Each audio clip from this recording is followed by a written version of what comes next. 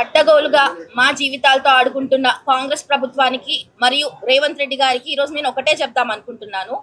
మేము గత ప్రభుత్వంలో మీ అంత హై క్లాస్గా ఉండకపోయినా ఇట్లా రోడ్ల మీద అయితే పడలేదు ఎప్పుడు.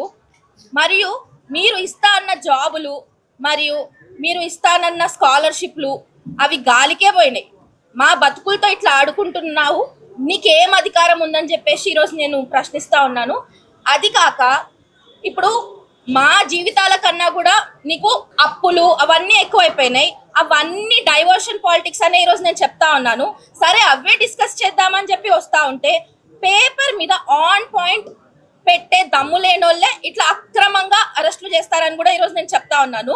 సరే ఇప్పుడు మా ఎమ్మెల్యేలే కాదు, ఏ పార్టీ ఎమ్మెల్యేలే కాదు, మేమే విద్యార్థులం రెడీగా ఉన్నాం.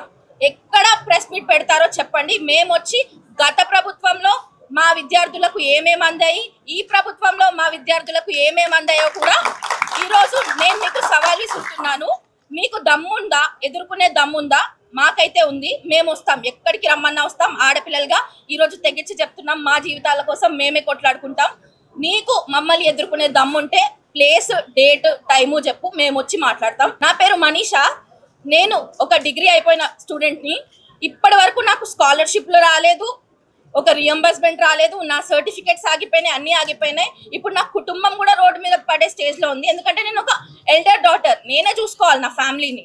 నేను కాకపోతే ఎవరు చూసుకోరు. సో నీ వల్ల నా కుటుంబం రోడ్డు మీద పడే స్థితిలోకి వచ్చింది. రేపటి నాడు నువ్వు గనక మా విద్యార్థులతో ఇట్లనే బిహేవ్ చేస్తే నిన్ను ఎంత తొందరగా అయితే గద్దెక్కిచ్చినామో అంతే తొందరగా గడ్డ దింపి కొడతామని చెప్పేసి ఈరోజు నేను నిన్ను హెచ్చరిస్తా ఉన్నాను. నేను ఇది రేవంత్ రెడ్డి గారు ఒక్కరికే చెప్పట్లేదు, పొలిటికల్ ఫీల్డ్ లో ఉన్న ప్రతి ఒక్కరికి మరియు ఈ రాష్ట్రంపై రెస్పాన్సిబిలిటీ తీసుకున్న ప్రతి ఒక్కరికి చెప్తా ఉన్నాను. మీరు ఇచ్చిన మాట కాపాడుకోండి, లేకపోతే మేము ఇచ్చిన ఓటు మేమే వెనక్కి తీసుకుని ఎంత కఠినంగా మారాలో అంత కఠినంగా మారి మిమ్మల్ని గద్ద దింపి మా భవిష్యత్తు మేమే నిర్ణయించుకుంటామని చెప్పేసి ఈరోజు నేను చెప్తా ఉన్నాను. నా పేరు ప్రియాంక, నేను దిల్సుఖ్ నగర్ నుంచి వచ్చిన. నేను కాంగ్రెస్కి ఓటేసి తప్పు చేసిన, నేనే కాదు ఇక్కడ ఉన్న ప్రతి ఒక్కరు ఓటేసి తప్పు చేసి ఇక్కడికి వచ్చిన వాళ్ళమే. ఆ కాంగ్రెస్కి ఓటేసి తప్పు చేసి మళ్ళీ మేమే చావాలి అంటే ఎంట్రీని దాగి ఏమైనా వేసుకుని బాయిలో దుంకండి, కానీ నేను చేసే పని మాత్రం నేను చేస్తా అని మాట్లాడుతున్నాడు. అసలు ఆయన సీఎంఏనా? అసలు 2014 తర్వాత ముందు ఎట్లుందో తెలంగాణ, మళ్ళీ 2014 తర్వాత ఎట్లుందో తెలంగాణ, ఇప్పుడు మళ్ళీ అదే సిచ్యువేషన్కి వచ్చేలాగుంది. అసలు తెలంగాణను చూస్తుంటేనే భయం వేస్తుంది.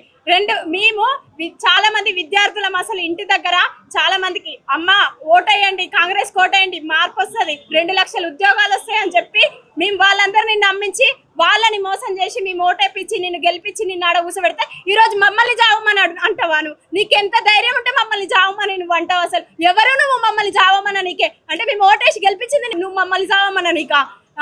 నేను ఛాలెంజ్ చేస్తున్నా, ఈ రోజు నేను కూడా ఛాలెంజ్ చేస్తున్నా, నీతో పాటు ఒక తెలంగాణ ఆడబిడ్డగా నేను ఛాలెంజ్ చేస్తున్నా. నువ్వు ఏడికి వస్తా అంటే ఆడికి మేమందరం వస్తాం, మేము మాట్లాడతాం. ఎవరిని ఏ నాయకుల్ని పిలవం, ఎవరిని పిలవం. ప్రెస్ ఉంటుంది, మేము ఉంటాం, అంతే. చూసుకుందాం, మాట్లాడదాం. మీరు అంటున్నారు కదా 2 లక్షల ఉద్యోగాలల్లో మేము ఆల్రెడీ 70,000 ఉద్యోగాలు వేసినాం. ఒకసారి అంటారు 60,000 ఉద్యోగాలు వేసినామంటారు, ఇంకోసారి అంటారు 70,000 ఉద్యోగాలు అంటే వేలం పాట పాడుతున్నారా మీరేమన్నా మాతోటి? మీరు ఫస్ట్ ఎందుకు చెప్పారు 2 లక్షల ఉద్యోగాలని? మరి ఫస్టే మీరు మేనిఫెస్టోలో తక్కువ అని చెప్పొచ్చు కదా. 1,00,000 ఉద్యోగాలు అంటారు, 2 లక్షల ఉద్యోగాలు అంటారు. అసలు ఏం మాట్లాడుతున్నారో మీకైనా అర్థమవుతుందా? నిజంగా చెప్తున్నా, ఈ రోజు నేను ఒక తెలంగాణ ఆడబిడ్డగా చెప్తున్నా, ఒక పిచ్చోని చేతిలో రాయి పెట్టినట్టు మా తెలంగాణని ఆయన చేతిలో పెట్టి మేము నిజంగా తప్పు చేసాం అనిపిస్తుంది. అది మాకు 19,000 నోటిఫికేషన్ కావాలి ఖచ్చితంగా. ఏజ్ విషయంలో కూడా 2022 నుంచి 2022లో అంతకుముందుకు 2020లో కరోనా రావడం వల్ల 2022లో నోటిఫికేషన్ వచ్చినప్పుడు మన బీఆర్ఎస్ ప్రభుత్వం ఏజ్ కూడా పెంచింది, కానీ ఈయన వచ్చిన తర్వాత మాత్రం ఏజ్ తగ్గిస్తున్నాడు. అసలు ఏమనుకుంటుండో ఏమో అర్థమైతలేదు. 8 ఇయర్స్ నుంచి ప్రిపేర్ అవుతున్న వాళ్ళు చాలా మంది ఉన్నారు. ఆ 8 ఇయర్స్ నుంచి ఇదే జీవితం అని పనంగా పెట్టిన వాళ్ళు చాలా మంది ఉన్నారు. ఇప్పుడు కనుక మీరు 5,000 నోటిఫికేషన్ వేస్తే మేము అస్సలు ఊరుకోము, మేము దేనికైనా తెగిస్తాము. నేను చెప్తున్నా, ఈ రోజు అసలు తెలంగాణలో ఆడపిల్లలు అసలు రోడ్డెక్కే సిచ్యువేషన్ కాదు, కానీ మేము వచ్చినాం, రోడ్డెక్కినాం అంటే నీది ఖచ్చితంగా ఏదో ఒకటి తేల్చుకోవడానికే మేము వచ్చినాం. రాష్ట్ర ముఖ్యమంత్రి గారు ఒక్క విషయం ఒకటి, 19,000 పైన పోలీసు ఉద్యోగాలు ఖాళీ ఉన్నాయని అధికారులు చెప్తున్నారు కదా. అంటే 5,000 వేసి ఇంకా 14,000 జేబులో పెట్టుకుంటావా మీరు? ఇంకా ఎంత ఆల్రెడీ నీ దగ్గర విద్యాశాఖ మంత్రి, హోంశాఖ మంత్రి ఉన్నాయి. అధికార ఎమ్మెల్యేల దగ్గరకు పోతే ఏమంటారు అంటే ఆల్రెడీ మీకు త్వరలో 3 సంవత్సరాలు ఇది జరుపుకుంటే వస్తున్నా అంటున్నాడు కదా. మీకు 2 లక్షల ఉద్యోగాలు వేస్తాను, ఆ 19,000 పోస్టులు కాలుగున జరుపుకుంటూ మాకు కూడా ఉద్యోగాలు ఇస్తాను, ఇంతవరకు ఇవ్వలేదని వాళ్ళు చెప్తున్నారు. మేము అందుకే ప్రతిపక్ష నాయకులను కలవడానికి వచ్చినాము. కానిస్టేబుల్ ఏజ్కి 36 సంవత్సరాలు పెంచాలి, ఎస్ఐకి 38 సంవత్సరాలు పెంచాలి. ఎందుకంటే మీరు వచ్చిన నెల రోజులనే మీరు ఆ పోలీసు ఉద్యోగాలు వేసినట్టయితే మేము ఏజ్ పెంచమని అడగకపోతుండే. మీరు జరుపు కూడా వచ్చారు కనుక ఇంకోసారి 34 సంవత్సరాలు చేశారు. ఆ 34 సంవత్సరాలు చూసే కదా నేను ఒక ప్రైవేట్లో జాబ్ మానేసుకొని వచ్చి కానిస్టేబుల్కి ప్రిపేర్ అయినా. నువ్వు తీర దగ్గరకు వచ్చేసరికి 32 పెట్టినావు. ఖచ్చితంగా మాకు కానిస్టేబుల్ 36, ఎస్ఐకి 38 పెట్టి ఏజ్ పెంచి మాకు న్యాయం చేయాలి. ఇది 19,000 పైన కాలుగునే అని చెప్తారు.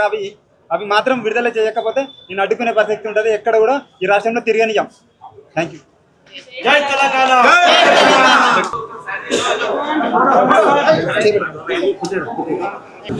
హైలైట్ ఏంటంటే వీళ్ళందరూ ఉద్యోగాలని కాంగ్రెస్ ఎమ్మెల్యే దగ్గర పోయినారంట మా ఉద్యోగాల గురించి. కాంగ్రెస్ ఎమ్మెల్యే గారు చెప్పింది ఏంటంటే నాకు కూడా మంత్రి పదవి ఇస్తానని నాకు ఇస్తానని మీకు నేనేం చెప్పుకోవాలి, నా ఉద్యోగం అది హైలైట్.